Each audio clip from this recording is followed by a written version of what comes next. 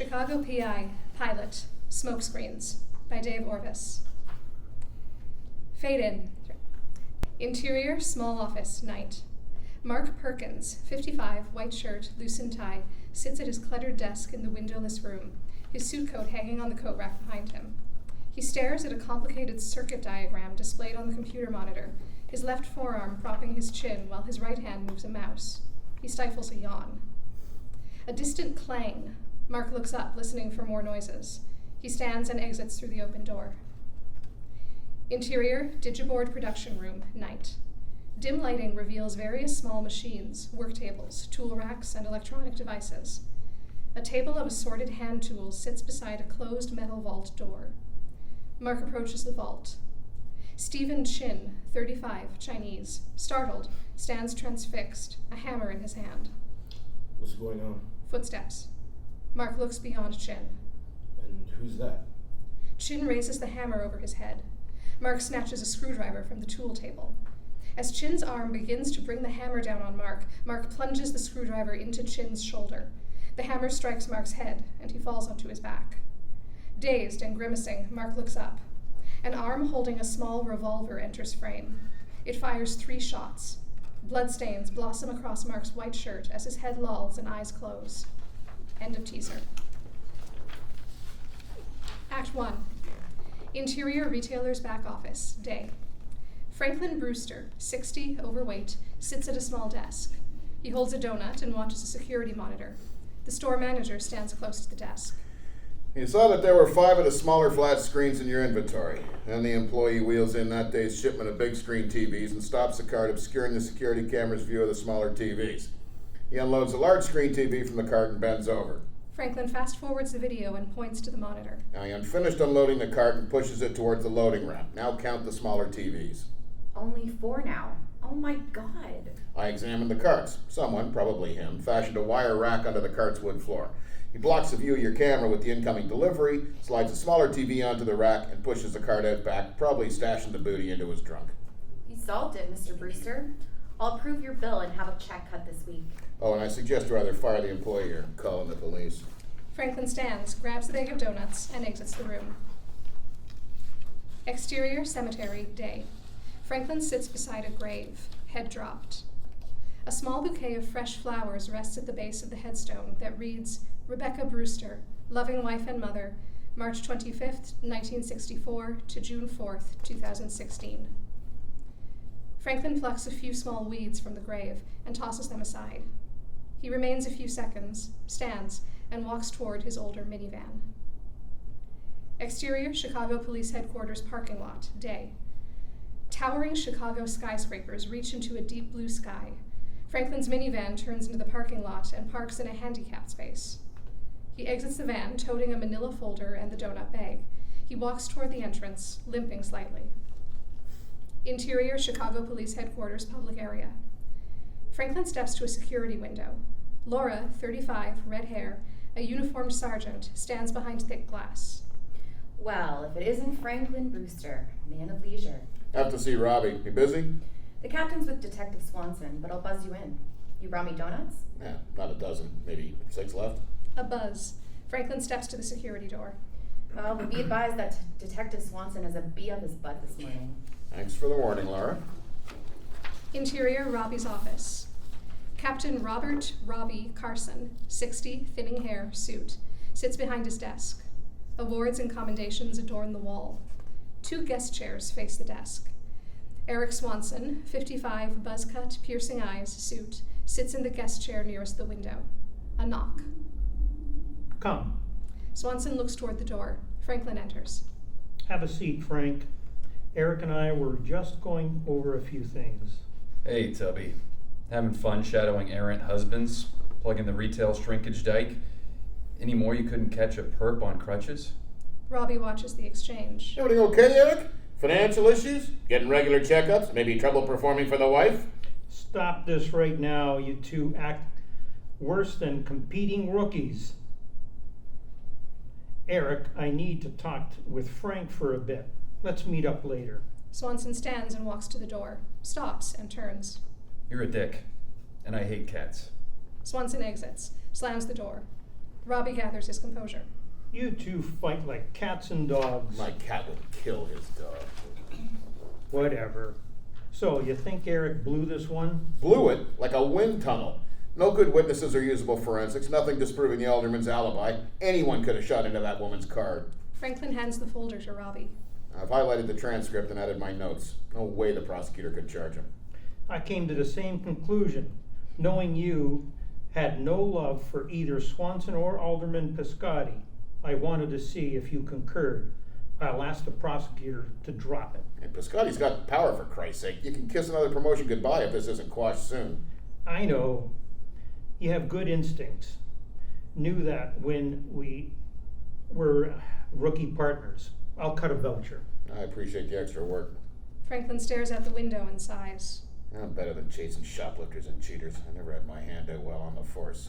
I wish you still carried a shield. Franklin turns back to face Robbie. Done sticking my head in a vice. We could use you. Too bad that happened. Staying off the sauce? Getting to the meetings? Dry as a bone. Good luck with your present endeavors, my friend. Robbie stands and they shake hands. Interior Chicago Police Headquarters, public area. Franklin passes through the secure door and steps to Laura's window. She looks up. What did you guys do to Eric? He stormed past causing a blue streak. You coming back here to work? Ain't likely. See you around, Red. Franklin walks away. Laura holds up a half-eaten donut. Stop by any time. Interior supermarket, day. Franklin lifts a large bag of dog food and 2 huge pails of kitty litter from the shopping cart and places them on the checkout counter. The checkout clerk scans the items. A cell phone rings. Franklin extracts his phone from his shirt pocket, glances at the phone's display, and answers the call. Hey, honey. How's my 2 lovely grandkids doing? Yeah, when we Skyped yesterday, they showed me the poster of Ozzy chasing 2 Great Danes. Tapping. The checkout clerk waits impatiently. Hey, I'm at the store. Call me back in an hour? All right, thanks, hon. He pockets the phone and pulls out his wallet. Exterior, Franklin's suburban house, dusk. Waning sunlight reveals the front of a modest 1-story home. Untrimmed hedges line the sidewalk. Franklin's minivan sits in the driveway. The post-mounted yard light turns on. Interior, Franklin's family room office. A shelf unit, old desk, TV, and 2 well-worn recliner chairs occupy the cluttered room. Family photos, assorted books, and a small box fill shelves above the desk. Franklin carries in a plate of pizza rolls and a martini glass, mail tucked under his elbow. He lays everything on a small table between the recliners. He sits and flips a pizza roll into his mouth. Ozzy, a yellow-brown ocelot 3 times the size of a large house cat, jumps onto the other recliner. Franklin picks up an envelope with "Final Notice" stamped in large letters. He tosses the envelope onto the desk. He takes another envelope, tears it open, and reads. Well, Ozzy, Naperville doesn't need another detective either. He drops the letter into a wastebasket next to the recliner. His cell phone rings, and he opens it. Hi, honey. What? Oh, I'm sorry. I thought this was my daughter. Yes, I'm Franklin Brewster. Investigate a death? Who is this? Mrs. Perkins, I handle the simple stuff now. The police are better at... Oh, I see. Well, I used to be in the detective division, but I retired. Ozzy snags a pizza roll from the plate. Franklin swats Ozzy. Get the hell down and go eat your Polak! Oh, no. I was yelling at my cat. I guess we could talk. Give me your address. Franklin takes a pen from his pocket, cradles the phone to his shoulder, and writes on his palm. All right, tomorrow at 1 then. Goodbye. He hangs up and looks at his palm. His eyebrows rise. Exterior, Marina Dock, day. An elegant 40-foot yacht floats beside the pier. Its engines idle while Barbara Perkins, 55, sporty designer duds, folds canvas aboard the boat. Franklin stands on the pier and calls up. Mrs. Perkins, I'm Franklin Brewster. Hi. Slip the aft line off the cleat and toss it aboard, then jump on. Barbara moves to the helm. Franklin unloops the rope from the dock cleat and hangs it onto the rope as he jumps on board. Interior, aboard Barbara's boat. Barbara shifts the boat into gear and pulls gently away from the pier. She motions for Franklin to join her at the helm. I come out here 3 or 4 times a week. Helps me to think. She guides the boat out of the harbor, adds power, and steers north up the lake. Franklin stands next to the helm, legs apart, gripping the handholds with white knuckles. He sways with the wave action, Back and forth, back and forth. Been on the water before? Bahama cruise where the ship went slow and didn't rock? Not like today. How fast are we going, like 30? Barbara looks at the speedometer. She chuckles. 15 and only 1 foot waves. Well, so you discovered that I'm a landlubber. Husband working? Barbara looks down at the wedding ring on her left hand. We'll go a little further. Drop anchor and talk. They continue along the shoreline a short way. Barbara drops anchor and kills the engines. You said on the phone that your best friend died. She leads Franklin aft and motions him to sit. She remains standing, looking out onto the lake. Mark. Mark was my best friend. He was also my husband. Mr. Brewster, Mark was murdered. She stoops, opens a little refrigerator, removes a bottle of beer, uncaps it, takes a swig, and sits. Franklin pulls a small spiral notebook from his coat. Feel free to help yourself. It was August 14th of last year. Mark called and said that he had to work late. Not unusual. Cutting edge, top secret stuff, he said. Franklin leans and opens the fridge. He reaches inside, touching a bottle of beer. He pauses, removes his hand from the beer, and takes out a soda instead. Around 10:30, I got worried.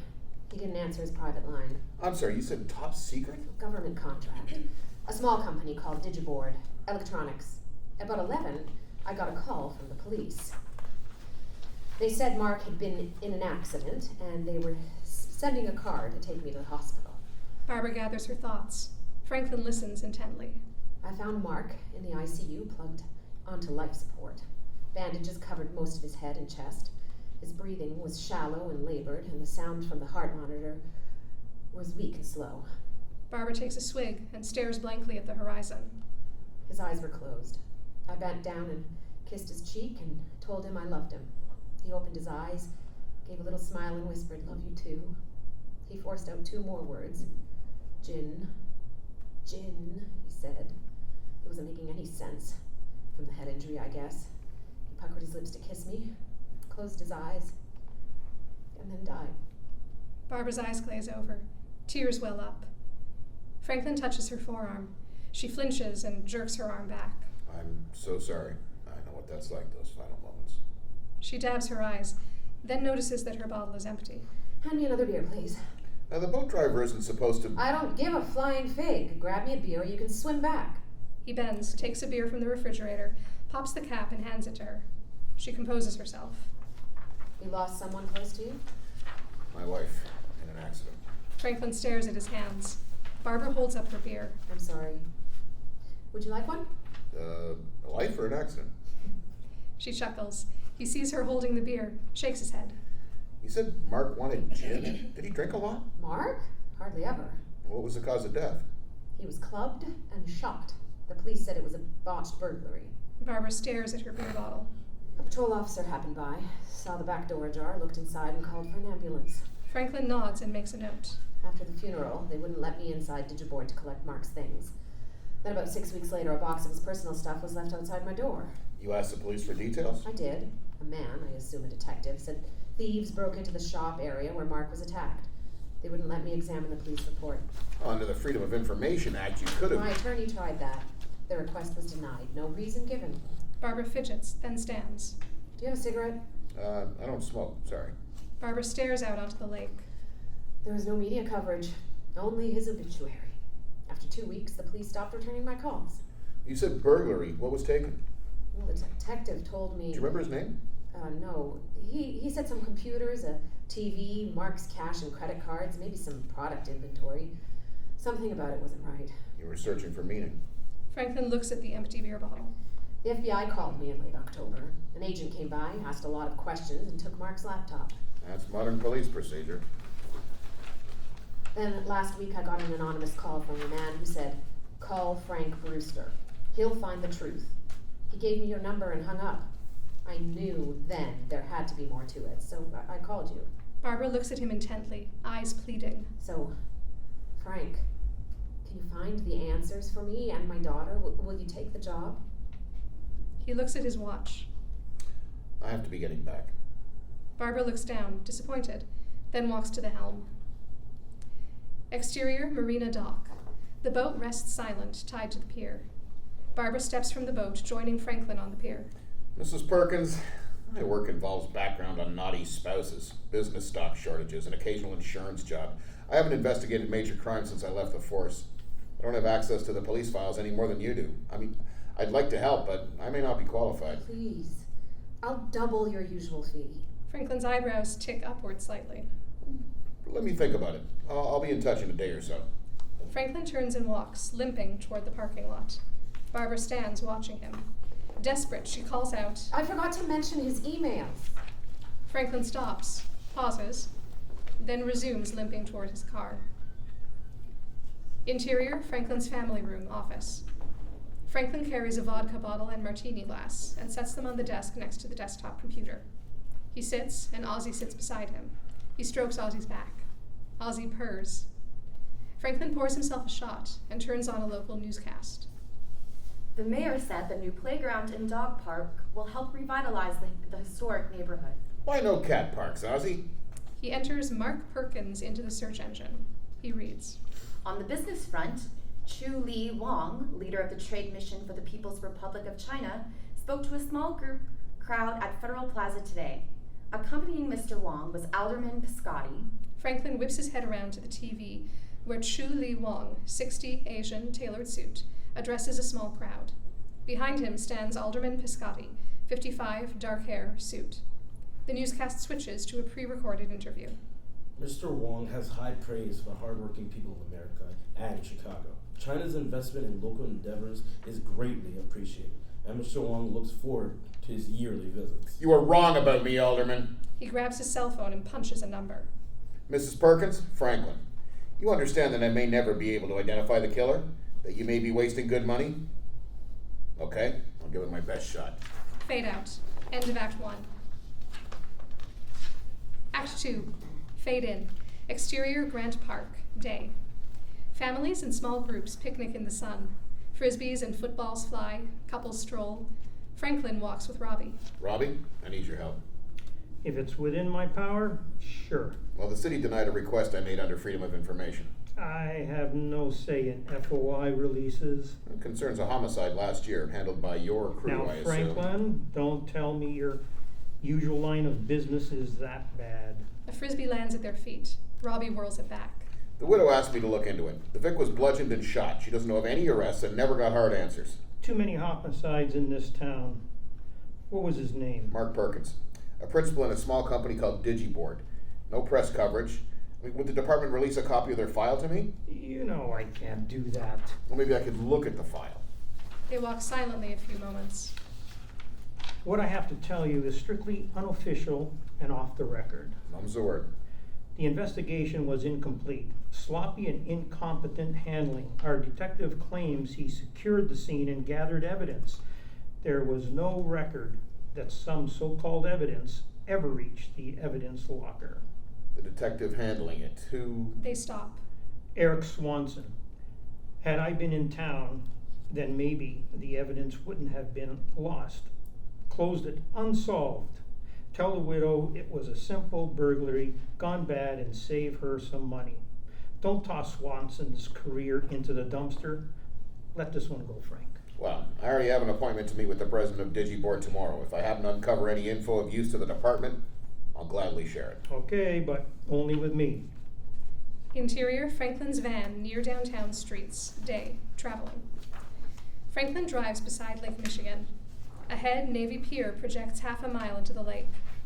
Where the pier meets the mainland soars a high-rise condominium, Lake Point Tower. Exterior, Lake Point Tower driveway, MOS. Franklin's van turns toward Navy Pier and stops by the parking garage at the base of Lake Point Tower. A valet appears. Franklin says a few words, exits the car, and hands the keys to the valet.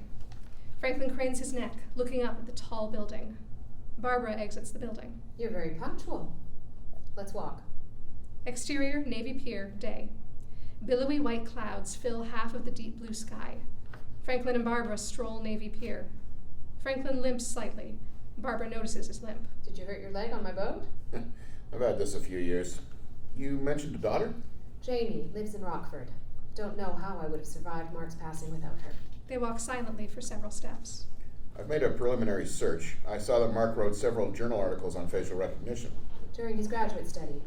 His first of 2 masters. After he got his MBA, he hired on at Digiboard, first as head of research, then made vice president. He was under a lot of stress, so we got our vote. He liked the water. What were his duties there? Worked on circuit design and kept the books too. Large customer base? Just the Department of Defense. I'll need Digiboard's address. They stop in front of a hot dog cart. The vendor looks up. 1 please, slathered in mustard. The same. A Ferris wheel rotates on an elevated deck to carousel music. The vendor prepares the hot dogs, then hands them each one. Franklin pays. They walk to the bench, sit, eat, and talk. A few weeks before he died, Mark started to keep weird hours. Had trouble sleeping. Didn't want to take the boat out. I knew something was wrong, but he didn't tell me what. It have to do with his work? I'm sure of it. And he sent me a couple emails saying that he had gotten the gold bug. Gold bug? As in prospecting? He didn't own any gold, and he didn't own any gold and didn't collect coins. I worried that he was going off the deep end. A thick cloud casts a dark shadow over the pier. How did he unwind the stress? The boat in the summer. Otherwise, he was generally a homebody. He read a lot. Mostly the early mystery writers, Doyle, Hammett, Poe, Christie, that, and classical music. Do you like the classics? Oh, like Beach Boys and Beatles? Sure. And classic movies. How were you left financially? Stocks, insurance, savings? Barbara's eyebrows raise. Oh, routine question. Barbara hesitates, then lets out a breath. Let's just say I'll never want for comfort and leave it at that. I assume you retrieved Mark's car? He dropped it at the dealer's on the way to the shop that day, then took an Uber in. Why? Well, most thieves wouldn't break into an occupied building. He receive any mysterious calls, threats? Thunder rumbles in the distance. He never mentioned any. You said he began to act a little strange. Work reasons, you guessed? That's what I think. Our personal relationship was very good. Still have the unusual emails? On my computer. When he passed, I wanted to keep him close.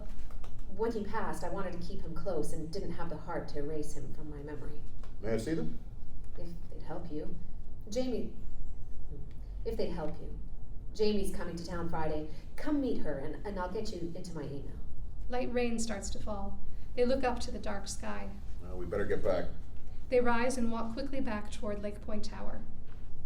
Interior lobby of Lake Point Tower. Torrential rain pours down outside. Franklin and Barbara quickly enter the lobby, drenched and dripping. They walk to the security desk. The security attendant stands. Please have Mr. Brewster's car brought up. The attendant nods and lifts a phone. Franklin pulls pages from his back pocket. Here's my standard contract. Sorry it's damp. Sign and mail it to me. I will. Come by Saturday evening, 7 o'clock. Meet my daughter. Looking forward to it. Barbara walks toward the elevator, calling back. And wear a nice suit. Franklin lingers, looking mildly bewildered. Interior, Digiboard Executive Office. Thomas Wallace, 55, Thai, enters, followed by Franklin. Welcome to Digiboard. Have a seat. I hope I'm not intruding. Nonsense. I have time for any friend of Mrs. Perkins. They sit. How can I help you, Mr. Brewster? Mrs. Perkins still has some unresolved feelings. If I may ask you some questions, it might put her at ease.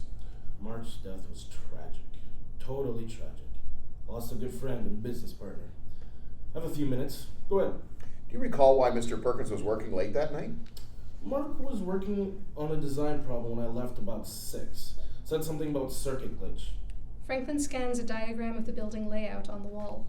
So you left out the front door? Do you remember locking the door? Yes, I park in front and make sure the door is secure after business hours.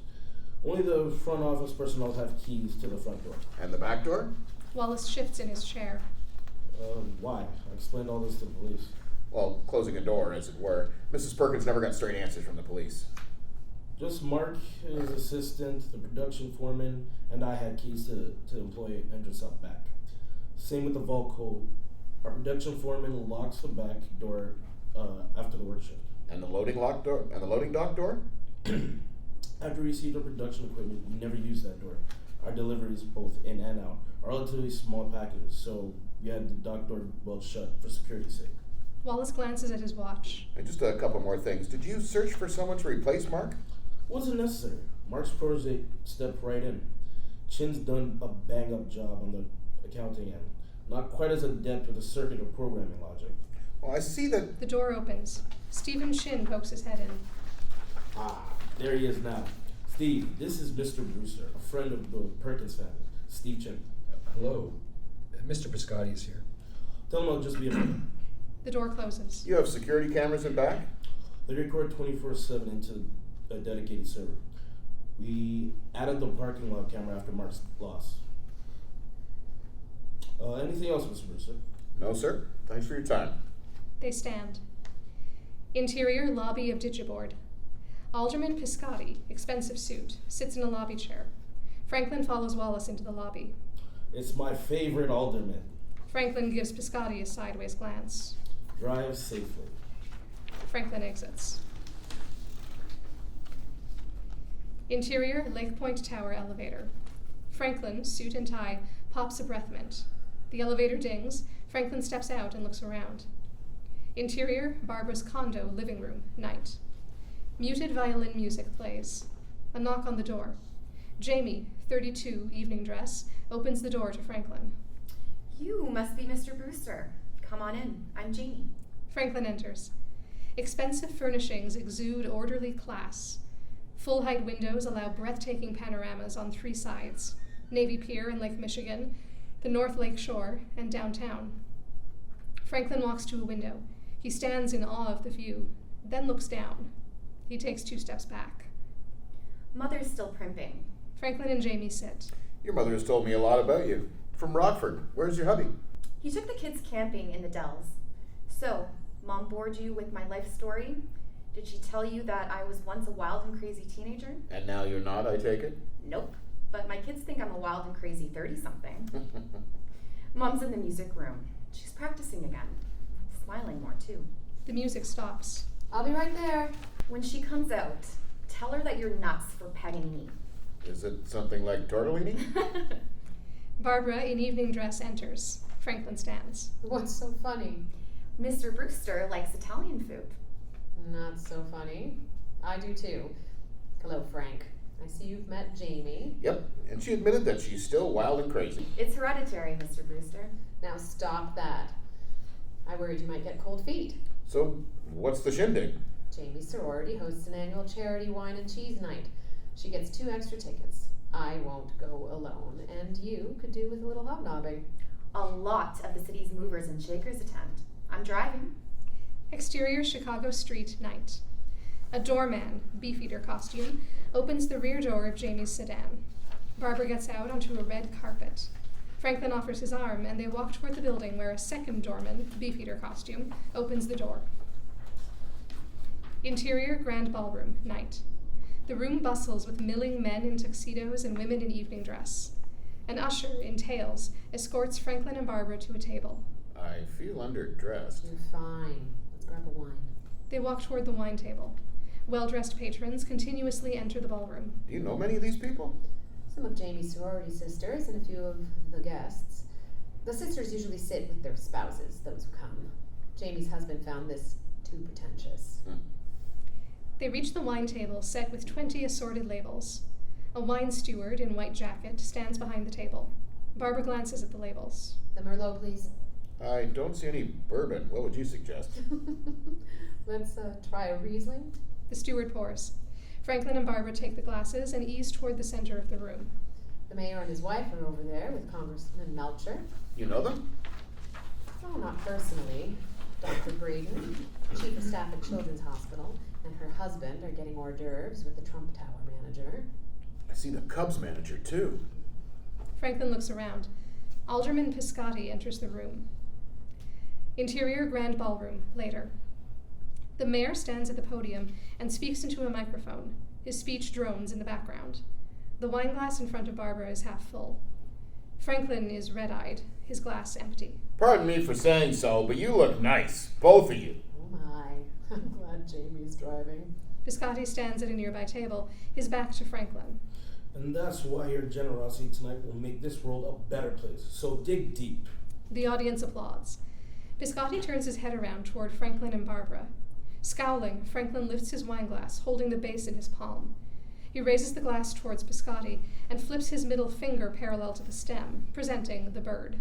Piscotti turns back to face the mayor. You know him? Yep. Interior, Barbara's condo, night. Jamie, Barbara, and Franklin enter. Franklin loosens his tie. I need larger collars. What you need is black coffee. Put a pot on Jamie and make it strong. Jamie leaves. Barbara and Franklin sit at the dinette table. Whew, I should have paced myself. You paced to the wine table 6 times. Thank you for a new experience. You were full of jokes. It was fun. Barbara, my contact at the apartment said that Mark's demise resulted from a burglary gone bad. I don't buy it. Not that. It's wrong. Your contact is wrong. He has no evidence to the contrary. Jamie sets 2 cups of coffee on the table. Honey, would you mind letting Franklin and I talk a while? Not at all. Jamie leaves towards the bedrooms. About mid-July, I could tell that Mark was troubled. He didn't eat or sleep well, lost all desire to take the boat out. It wasn't illness. Mark felt something amiss at work. What? He mentioned that some early prototype circuits were missing. What were Wallace's strengths? Tom Wallace supplied most of the startup capital and handled all the administrative duties. Mark was the brains. They were also good friends. We often socialized until about 2 years ago. About when his protege was hired?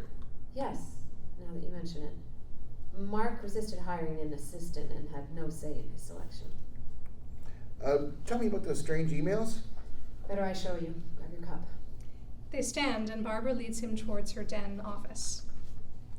Interior, Barbara's den office. They enter. Barbara turns on a laptop on the desk. Hundreds of books fill shelves along one wall. Franklin examines the spines. Quite a library. He read them all. Franklin steps to the opposite wall. He sees a picture of Barbara and a man, each holding violins. That's Joshua Bell. I had the honor of being his co-soloist for Bach's concerto for 2 violins when he was guest of the CSO, CSO? Chicago Symphony Orchestra. I was the violin principal second until Mark died.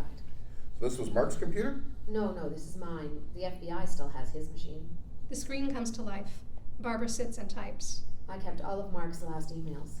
She points to the screen. This was Mark's mail ID.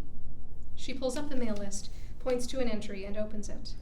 This one, sent in late July, was odd. Franklin reads a moment. He said to be alert for some changes? What did he mean? I had no idea at the time. Then I began to receive some from a different mail address. The screen changes again, and Barbara points. Aunt Bessie? Who was Aunt Bessie?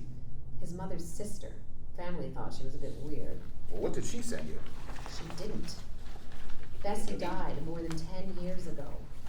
Mark sent these. Barbara clicks on the first message. This mail mentions how we met, our honeymoon, the kids, and our boat. Only Mark would know this detail. This is the first one that says he has the gold bug. She clicks on another mail entry. The next mail from Bessie also mentions having the gold bug. Did you ask him about it? I did, and he just said to keep all of Bessie's emails. The next 2 mails came 2 days before he died. She opens the first one. Franklin looks closely. Just a bunch of numbers. Each mail has 3 pages worth. A code, I think. I didn't know what to do. I almost had a breakdown. What, did the FBI want to look at your computer too? I told them I didn't have one. You hid this from the FBI? I imagine this one was somewhere in the big box store supply chain. I used Mark's home computer. I bought this one after they took Mark's. Ah, you've shown these to anybody? No, I wanted Mark's memory left unsullied. Do you have the key? The key? Well, the key unlocks the method used to break the code. Otherwise, deciphering it may be impossible. Barbara looks downcast. Not that I know of. She prints a copy of that mail and hands it to Franklin. I'm not sure how to go further, Mrs. Perkins. You need the key. The man who called me said you were tenacious and could solve anything. Once, maybe, years ago. Frank, who was that man you flipped the finger to tonight? I saluted Paul Piscotti. The alderman? What'd he do to you? A long story. How about the short version? Franklin hesitates. He ran my termination review board. You were fired? Yes. Why, Franklin? Booze, demon rum. I had a problem after my wife died. Well, did you get help? You couldn't bring her back, but... I was totally blitzed at a party. She was sober and wanted to drive. I grabbed the keys from her and told her I was okay. Male ego. The accident was my fault, Barbara. Tears well up in his eyes. I killed my wife. I can never live that down. I I have nightmares picturing her beside me, lifeless. She was an angel. Barbara takes his hand. And now she's with them. Franklin pulls his hand back, turns away, and dabs his eyes. Gotta go. Thanks for the evening. Franklin glances at the pages of coded mail, folds them, shoves them into his coat pocket, and leaves. Interior, Franklin's van, day. Bleary-eyed, Franklin stops next to a city park. A couple vigorously volley in a park tennis court. Franklin lifts his camera, attaches a long lens, and snaps a series of photos. Mr. Kane, I think you can wave bye-bye to more disability money. Franklin's cell phone rings. He looks at the display. It reads, unknown caller. He answers. Brewster, who's... Shut up and listen. Keep your nose out of business you know nothing about. Let Perkins rest in peace. Whoever you are, I don't know what else I can do for her. The widow knows that. A dead end. Drop the Perkins matter. Now if you don't, you'll meet a dead end. Click. Franklin stares at his phone. He warily scans the area. Fade out. End of Act 2. Act 3. Fade in. Interior Police Headquarters, second floor hallway, day. Franklin walks with urgency to the Detective Bureau's window. Laura stands behind the thick glass. Hello, Red. I need to see Robbie. Robbie walks up from behind. Let's go to your office. Robbie punches a code into the security keypad and they enter the restricted area. Interior, Carson's office. Robbie, I was threatened today. By who and for what? Robbie sits. Franklin remains standing. For investigating the Perkins murder. By who, I don't know. It was a synthesized electronic voice. Someone's playing games with you. And I saw Mark's coded email on the widow's computer. You're chasing a ghost. Get away. Take a vacation. Swanson would take care of your cat. Yeah, with a hollow point. I don't trust him. Perkins gotten under your skin. Give it a break. Go fishing. Keepers don't take my bait. Then try a better lure, Frank. Exterior, beside a quiet pond, day. Franklin sits alone on the shore. A fishing pole and tackle box lay beside him. A bobber floats peacefully on the water. He takes a small spiral notepad from the tackle box. He flips to a blank page. He writes the name Chin. Below, he writes Piscotti. Next to it, he jots Digiboard, then writes Wallace. He circles each word, then taps his pen on the page. He writes Swanson. The folded pages of coded mail stick out of the notebook. He pulls them out and looks at them. He looks back at the notebook page, scrunches his mouth, shakes his head, and draws a big X across the page of names. He stands and heaves the notebook far into the water. He wads the pages of coded mail and throws them into the pond as far as he can. He kicks the fishing pole. He takes the phone from his pocket. He dials a number and takes a deep breath. I can't come to the phone at the moment. Please leave a message. Beep. Franklin opens his mouth to speak, hesitates, then closes his phone and stares at the pond. Interior upscale hotel lounge, night. Full-height windows reveal the lights of downtown traffic, 20 stories below. Customers occupy the scattered tables. Franklin enters, looks around, then walks to one man sitting alone by the window. Hello, Eric. Sit, enjoy the view, have a drink. Franklin pulls a piece of paper from his pocket and holds it up to Swanson. The page shows a picture of Franklin's wife's headstone over the computer-printed words, "Want to join her?" Someone's got your number. Was in my mailbox this afternoon. You're doing? I don't think you even see the tip of this iceberg. And no, I didn't do that. Scout's honor. The waiter comes over. Ginger ale. Nothing in it? You have changed. I'll have another. The waiter leaves. You said this was important. If it's about the Piscotti case, I have nothing to say. And you used to do exemplary work. I cut a deal.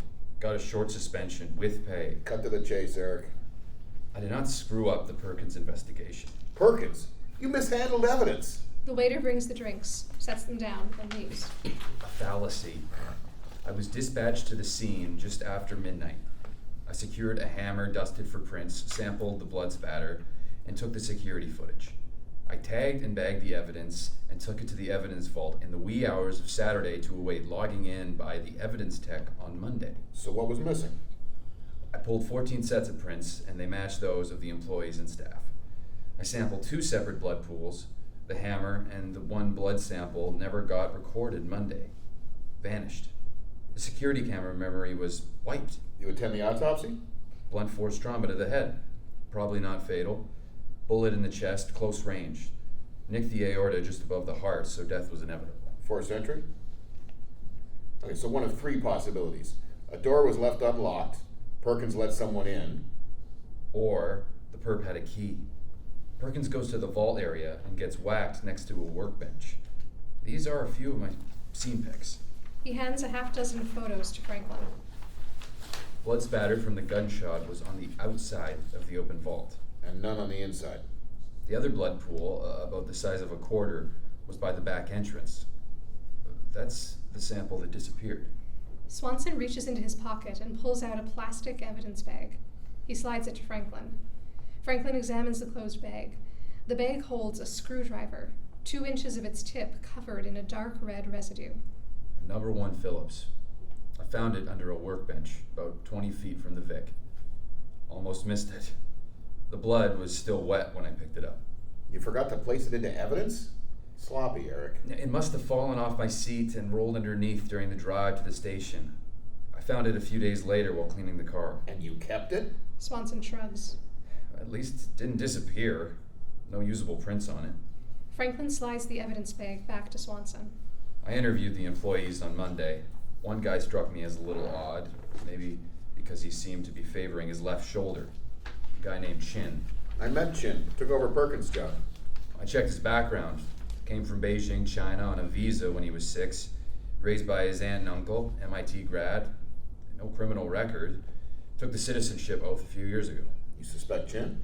Well, DNA off the screwdriver could have shown it was Chin's blood, but it never got logged into evidence. You keep it. Can't turn it in now. Why Chin? You formulate a motive? No. But I tailed Chin a few times, discreetly and off the clock. A typical crap for the most part. Starbucks, bookstore, a bar in Wrigleyville. And then to a very interesting place. Alderman Piscotty's house. Well, Piscotti knows Wallace, Chin's boss. Maybe not so odd. I saw someone else get into Piscotty's the same night. Detective Captain Robert Carson. Robbie? Probably just a coincidence. The alderman chairs the city's public safety committee. Not sure of the tie-in, but the chances of that. I'm not going to wind up like Mark Perkins. I'm done with this job. Franklin begins to stand. Swanson grabs his arm. Wait, Frank. I was the one that gave Barbara Perkins your name. Franklin leans back in his seat. A few seconds of silence. So why involve me? The whole matter stinks. I gave her your name because no one would be watching you. Or so I thought. Think again. It's one fucking bloody mess. Franklin stares out the window into the dark night. Interior, Franklin's den office, night. On the TV, Vincent Price portrays Nicholas Medina in a late-night broadcast of 1961's The Pit and the Pendulum. Franklin picks up a liquor bottle and takes a swig. He staggers to the bookshelf, reaches up, and removes a small box from the top shelf. He blows the dust from the box lid and opens it. A snub-nosed revolver rests snugly in a scuffed hip holster. He removes the revolver from the holster and flips open the cylinder. It's full of bullets. He closes the cylinder, tosses the holster back in the box, and places the open box back on the shelf. Franklin walks to a recliner, sits, and sets the revolver and the bottle on the small table next to a half-eaten sandwich. He stares at the gun and caresses it with his fingertips. He takes a swig and lays his head back. His eyes close. Ozzy leans over the arm of the other recliner and snatches the sandwich, knocking over the bottle. Franklin opens an eye. Oh, jeez, Ozzy, go eat your own food. Ozzy slinks under the desk. Franklin bends over, sets the bottle upright, and takes a swig from what remains. His eyes gradually close, and his head lolls to the side. On TV, the hanging blade swings back and forth, inching closer and closer above its restrained victim. Interior, video store, day. Franklin examines the movie titles on the Star of the Month display. He sees titles U-571, Lincoln Lawyer, Contact, Fool's Gold, Interstellar, Gold. He picks up Gold and looks toward the checkout counter. A customer hands a credit card to the store clerk, Jeff, 22. Jeff points behind the customer. The customer turns Jeff's hand holding the card drops below the counter, then comes back up. The customer shakes his head as he turns back to Jeff, who then slides the credit card through the countertop reader. The customer leaves with his purchase. Franklin steps to the checkout and sets gold on the counter. He removes a credit card from his wallet and hands it to Jeff. Jeff points behind Franklin. Those movies are on sale. Franklin turns around part way. Jeff's hand begins to drop below the counter, but Franklin turns back abruptly. Jeff's hand holding the card quickly rises. Jeff stiffens. Franklin removes a $50 bill from his wallet. I'll bet you there's a bootlegged card reader on a lower shelf. You a cop or something? Something. Plus, I'll bet that either you or someone you know is a good hacker. I don't think. That's obvious. And unless you want to serve hard time, I think you'll help me. Here's what I need. Interior Public Library, day. Franklin walks along the stacks. He turns down an aisle and looks at a slip of paper in his hand. He examines the book's spines until he finds what he wants. He pulls a book off the shelf. He holds the book titled Codes and Ciphers. Exterior Office Building, day. A sign over the door of the one-story building reads Zenith Biolabs. Franklin enters. Interior Franklin's den office, night. Franklin sits in his desk chair. His computer dings. He turns to check his new mail. He pulls up a new message and reads. His eyebrows rise, and he takes in a deep breath and looks away from the computer in a 1,000-yard stare. Franklin punches a number into his cell phone. Hi, Barbara. Franklin. Hey, I may have something for you after all. Would you mind bringing me a couple of things tomorrow? Great. Now, one item is a specific book. Interior diner, day. Robbie sits at a booth eating lunch. Franklin slides into the opposite side of the booth. Turning into a stalker, Frank? Office said you'd be here. I need your help. The Perkins murder. Not giving up, are you? I'm convinced the thief was caught in the act of stealing specialized circuitry. Mark determined that some early product prototypes were missing from their storage vault. A waitress comes to the table. Robbie waves her away. Who did he tell this to? His wife, in some coded email he sent to her. Now, I've decoded one of the two emails. Mrs. Perkins still has the other one on her computer. You've seen too many spy movies. The product vault door was open when Perkins' body was found. There was blood spatter on the outside of the vault door, but not on the inside of the door, nor inside the vault itself. The vault was opened after the murder. Go on. Wallace said that only he and 3 others knew the combination to the vault. Perkins, the production supervisor, and Steve Chin, who was Mark's assistant. Perkins couldn't have opened it because he was dead. That leaves one of the other 3. No one else? I have wondered how Eric Swanson ties in with all this. Perkins came up with a theory. Do you know what Digiboard produced? Electronic gizmos, I assume. Development and fabrication of 5th-generation facial recognition hardware and software. Circuitry supposedly more accurate and faster than anything else out there. Able to identify people from high angles even through light cloud, haze, smoke, and smog. Robbie shoves away his half-eaten sandwich. So who took them? Well, his mail said that the early prototypes had too many glitches. They completed a newer design and stored them in the vault, but it had glitches too. They were nearing completion of the final product that would exceed all DoD specs. I've duties needing attention, so make this quick. Both Wallace and the manufacturing supervisor had ironclad alibis. So Chin. Well, Perkins did some background. Mark told his wife that Chin knew the principles behind recognition circuitry, but got lost in actual circuit design. Okay, not a genius. Did you know that Chu Li Wang of the Chinese Trade Mission is Chin's uncle? Franklin pauses. Piscotti chairs the Economic Development Committee soliciting business investment from China. He urges Wallace to plant Chin in Digiboard. Chin grabs some stock, and Chu Li Wang flies home with new technology tucked into a diplomatic pouch. They have one hell of a smog problem in Beijing. Robbie rolls his eyes. Still got a bug up your ass for Biscotti. In his first coded email, Mark said he did a little sleuthing on his own and would explain that what he saw in the second email. Robbie stands and tosses dollar bills onto the table. Franklin grabs his arm. I told Mrs. Perkins not to forward the other coded email to anybody. She'll bring her computer to me during her errands today. I'll call you when I get it. Let me know. Robbie exits. Exterior Franklin's front yard, day. Franklin shuts down the lawnmower as a Mercedes sedan pulls to the curb. He walks to the car. Barbara exits the car holding a piece of paper and a large purse, her look nervous. What's wrong? This was under the wiper. She hands him the piece of paper. The printed note reads, "Put Mark to rest, or you'll sleep next to him." Franklin looks up and down the street. I'm frightened, Frank.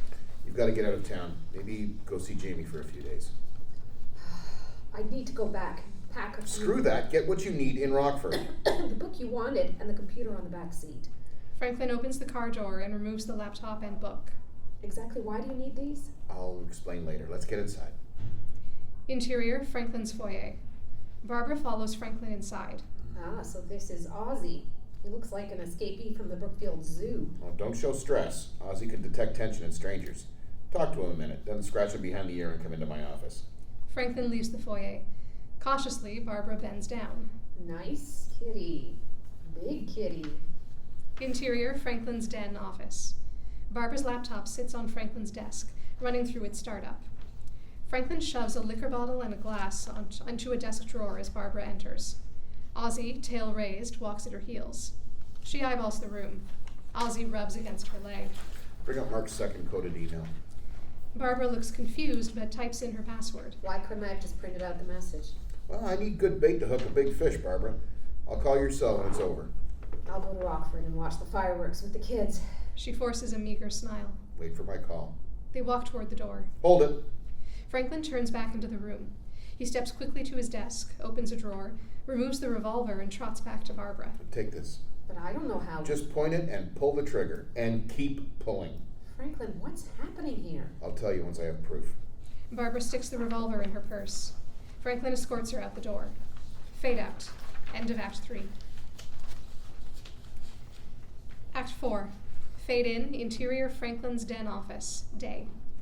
Franklin sits at his desk. He picks up his phone and dials. It's me. I have the Widow Perkins computer with the second coded mail. I'm starting to decipher it. Looks like the FBI may want to see this.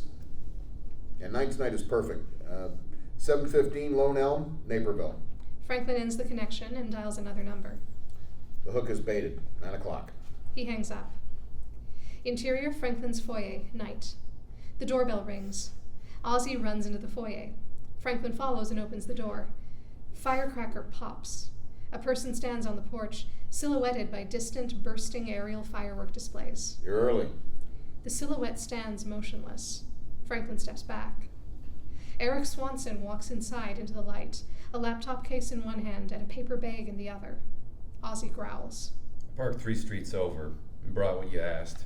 Swanson holds up the laptop case. And the other? Swanson lifts the paper bag. 4. Ozzy sniffs the bag. He loves fish, but 2 would have been enough. Hey, I gotta eat too. You like 'em with tartar sauce? Let's get you set up. Franklin leads them toward the hallway. Interior guest bedroom. Swanson sets his laptop on the dresser and points to Ozzy. And him? Feed Ozzy and he'll be your friend forever. I'll get us connected.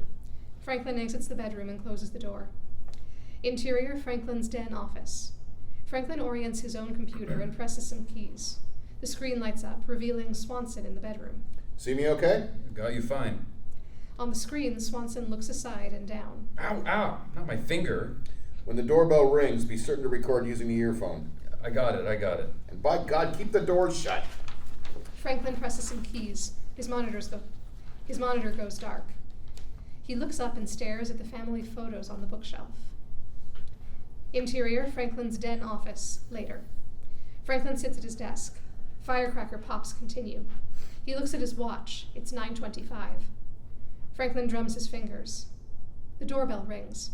Franklin turns, pretending to decipher the coded message on Barbara's laptop, and yells, Doors open! A silhouette appears and stands in the middle of the room. Franklin does not turn around. Thanks for coming. Have a seat while I finish decoding. Detective Captain Robbie Carson stands, wearing a dark ball cap and jacket. He holds a paper bag, the neck of a liquor bottle pointing out. I brought a gift. Franklin turns. Robbie offers the bottle.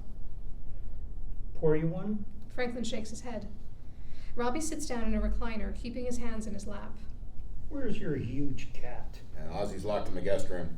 So tell me about the coded mail. 2 emails. I told you about 1. The FBI couldn't find evidence that Perkins sent any coded mail. He didn't. Mark set up a new account in a different name and sent the coded mail to his wife from somewhere else, so no IP address could be traced to him. What kind of code? Interior guest bedroom. Swanson sits on the bed watching the computer screen. He eats a sandwich and feeds a morsel to Ozzy. Interior Franklin's den office. Franklin sits at the desk, facing Robbie. The mails were pages of numbers arranged in groups of threes. How'd you break the code? Perkins had a large library which included a book of stories by Edgar Allan Poe. His story, The Gold Bug, tells of a substitution cipher where all the letters of a message are changed to different ones. But the mails were all numbers. True. So I cross-referenced the numbers in the email to Poe's story. The first of 3 numbers refers to the page of the book. Franklin holds up the book. This book. The second number is the line of text, and the third is the letter or symbol on that line. Now, I'm partway through step 2, solving the substitution cipher of the second mail. What have you found so far? Well, Perkins knew that some circuit boards were stolen. He gathered evidence pointing to Steve Chin. Have a theory how it went down? Interior guest bedroom. Swanson watches the computer screen as he strokes Ozzy. Interior Franklin's den office. Robbie becomes slightly restless. Perkins was working in the windowless design room. Chin thinks everyone has left for the weekend. No vehicles in the parking lot and no lights inside. Chin enters through the back door and deactivates the alarm. And Perkins? Well, Perkins hears a noise and investigates. He sees Chin and Chin grabs a hammer. Then struck Perkins, Well, not before Perkins grabbed a screwdriver and plunged it into Chin's shoulder. thanks to bungling by Swanson. Some supposed evidence was lost. Interior guest bedroom. Swanson flips the finger to the computer screen. Interior Franklin's den office. Robbie stiffens. Perkins falls. Then he was shot. And you're convinced Chin shot him. Maybe. Except Audible scratches on wood. Robbie turns toward the sound. that a lot of objects were carried from the building. Like I said, a bungled burglary. I think items were removed to make it look like a burglary. But if Chin had an injured shoulder, he couldn't have carried out the items by himself, so... So he had an accomplice. And maybe the accomplice fired the fatal shot. More scratch sounds. Robbie stands. Where's your bathroom? End of the hall. Interior guest bedroom. Robbie walks out of the computer image. Swanson stands. Interior Franklin's hallway. Warily, Robbie enters the hallway, stops, and pulls a small pistol from his pocket. He flicks off the gun's safety. He walks to the door of the first bedroom. The door is ajar. He slowly pushes the door open and peers inside. He steps to the second bedroom. That door is fully open, and he scans the inside of the room. Robbie moves to the closed door of the guest bedroom. Interior guest bedroom. Ozzy sits by the door, ready to lunge. Swanson stands beside the door, his gun drawn. Interior hallway. The gun in one hand, Robbie reaches for the doorknob with the other. A deep growl from inside the room. Robbie's hand stops an inch from the knob. He pauses, then pulls his hand back. He stands there a moment, then walks to the bathroom. Interior bathroom. Robbie closes the door, sets the pistol on the vanity, and flushes the toilet. He turns on the faucet and puts on latex gloves. He takes the towel and wipes off the faucets, the doorknob, and the pistol. He pockets the gun in his jacket, opens the door, and steps into the hall. Interior guest bedroom. On the computer, Robbie appears, hands in the jacket pockets. Swanson returns the earphone to his ear. Ozzy remains poised at the door. Interior Franklin's den office. Franklin jots notes at the desk. Firecracker pops outside. Loud out there tonight. Mind if I shut the patio door? Robbie walks to the patio door and closes it, muffling the firecracker pops. He pulls the drapes shut and steps to the middle of the room. What would Chin do with the circuit boards? I'd say he'd beat feet to the Chinese consulate. Did you know that Trade Ambassador Wang returned to Beijing 2 days after the murder? The evidence screw-up got me thinking. Swanson should have been canned. That's the police department's IT team that should be canned. A hacker buddy says the system is full of holes, a veritable sieve. Frank, if you illegally hacked... He said Swanson used his access code to enter the evidence vault at 5:33 that Saturday morning. He couldn't know what was placed in there, of course. Franklin tosses the evidence bag and screwdriver to Robbie. For sure this wasn't. Is this crime scene evidence? How'd you get this? That's blood on the tip. I took it to a private lab. Cost me $5. Blood type is AB, not common in most of the world, but extremely prevalent in and around Beijing. Chin's from there. This should have been logged in. Yes, well, Swanson didn't access the evidence locker again for several more days, and the only new evidence the supervisor found in the vault Monday morning pertained to the Perkins murder. An unusually slow weekend. Not for someone. One other person entered the evidence vault during the early hours of Sunday, someone whose presence wouldn't be questioned. Robbie tenses. Piscotti influences all aspects of public safety. No senior personnel get promoted without his blessing. Robbie moves and stands behind Franklin. Franklin, his back still to Robbie, says, Cut the crap. You were not out of town that weekend. Your code accessed the evidence vault that Sunday morning. Why did you do it, Robbie? Robbie removes the pistol from his jacket. Franklin turns around to see the pistol pointing at him. Franklin tenses. Quid pro quo. Piscotti asked you to help Chin, perhaps for a promotion to chief of detectives? Try chief of police. I was along only in the case something ran amok. Begin flashback. 1 year ago. Interior Digiboard production room, night. A weak light over the metal vault's closed door barely reveals the tables, tools, and equipment in the dark production area. The back door opens. Steve Chin enters. He immediately turns and pushes several buttons on an alarm panel. Robbie voiceover. Chin went in first. I stood inside by the back door. I couldn't see much until he was near a small light above the vault door. Chin bumps a work table, and a hammer falls and clangs. Chin picks up the hammer and places it back on the table. Chin begins to enter the vault combination. Mark Perkins, concerned, enters, approaches Chin, and sees him accessing the vault. Chin's eyes go wide in surprise. Perkins approached Chin. What are you doing? Perkins looks at the vault keypad. Perkins looks behind Chin and she sees a shadowy figure. He points behind Chin. Robbie's face becomes visible in the dim light. Who's that? Chin grabs the hammer and starts to swing it. Chin took a hammer. Perkins snatches up a screwdriver from the workbench and stabs Chin in the shoulder, just as the hammer strikes Perkins' head. Perkins falls back. Perkins stabbed Chin with something. Maybe that screwdriver. I couldn't find it afterward. The hammer stuck Perkins, and he fell. Perkins groans, writhing on the floor. He got a good look at me, and his head wound didn't look fatal. Robbie shoots Perkins. A bloodstain spreads on Perkins' shirt over his heart. So I shot him. I threw away the gun. Back to present. Interior Franklin's den office. Franklin stares at the gun. And then? Scratches on the door. Robbie cocks his ear to the side. Franklin glances to the top bookshelf. The box that once held his revolver lays open and empty. We took some items to make it look like a burglary, and left. Why are you telling me this now? You were my friend. Feel I owe you that much. You were always good at figuring things out, Frank. And you were this time, too. Robbie takes aim. Suddenly, Franklin, I came back early to... Robbie twists his head to the new voice. Franklin grabs Barbara's laptop and flings it at Robbie, knocking his arm aside. The gun fires, striking a wall. Barbara screams. Interior guest bedroom. Swanson throws open the door. Ozzy runs out first. Interior Franklin's den office. Barbara searches frantically inside her large purse, but drops it. Robbie raises the gun again and aims at Franklin. Ozzy lunges onto Robbie's back, knocking him to the floor. The gun skitters to Franklin's feet, and Franklin grabs it. Ozzy growls menacingly, inches from Robbie's face. Swanson runs to Robbie, pins him to the floor, and cuffs him. Barbara stands petrified, her hands covering her mouth, eyes wide. Franklin takes deep breaths. Did you get it? Yes, but only the audio after he moved behind you. Sorry it came to this, old friend. Barbara cries.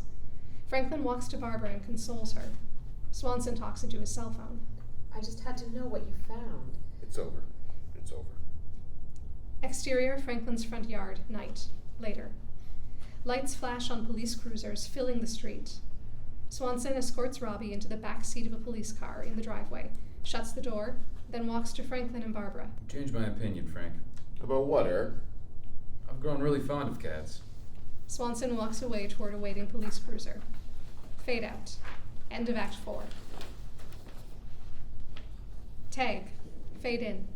Exterior beach, day. Hands hold a newspaper. The headline reads, Feds charge police official. Barbara lowers the newspaper, revealing her boat anchored in shallow blue water of sunny Lake Michigan. Franklin, Barbara, and Yvonne Swanson, 50, sit on 3 of the 4 beach towels spread on the sand. Barbara looks out onto the lake and exhales deeply. I feel like Mark can finally rest. When is your audition? 3 weeks. I want my chair back. Eric Swanson runs onto the beach, pulled by Ozzy on a leash. He reaches the trio, smiling and out of breath.